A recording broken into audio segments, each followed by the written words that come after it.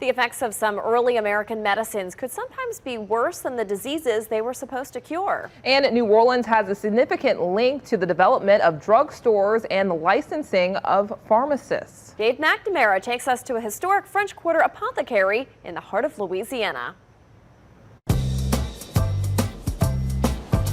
There is impressive and even startling history tucked away in this French Quarter Creole cottage. Nearly 2 centuries ago, it was an apothecary, a drugstore, and it opened at a time when the citizens of New Orleans needed some healing. We're looking at between 400 and 600 recorded deaths a day during the summers in the 19th century in New Orleans. So sickness was abundant. Owen Ever is a curator and docent at this pharmacy museum, filled with authentic artifacts that are more likely to scare than heal you. So this is a lead needle, which they didn't know about the injurious qualities of lead, namely that it's a neurotoxin. It was a time when leeches and beetles were believed to cure diseases. So this is the blister beetle. It's beautiful.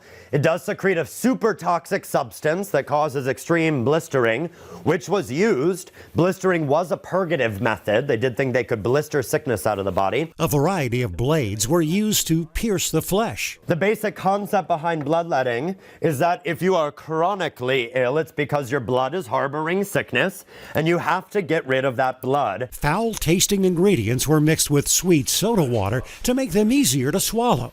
And pharmacies were free to experiment and promote and sell any concoction they could dream up and put in a bottle.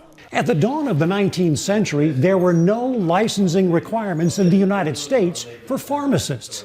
But that first changed here in Louisiana in 1816. Governor Claiborne had put together a medical licensing examination board, and they administered a 3-hour oral exam. The first person to become a licensed pharmacist was Louis Duffiot Jr., who opened this New Orleans drugstore in 1823. Some of his original belongings were found discarded in the backyard privy. We found some ointment jars that were handmade bearing his name. We found some syringes, and most significantly, we found his original wax seal. All of these artifacts piece together a shocking, even macabre view of diseases and not so curative treatments. A time when even gold and silver-plated pills could do more harm than good. With the heart of Louisiana, Dave McNamara, Fox 8 Local First. The New Orleans Pharmacy Museum is open Tuesday through Saturday, with Fridays reserved for guided tours. For more information, you can head to heartoflouisiana.com.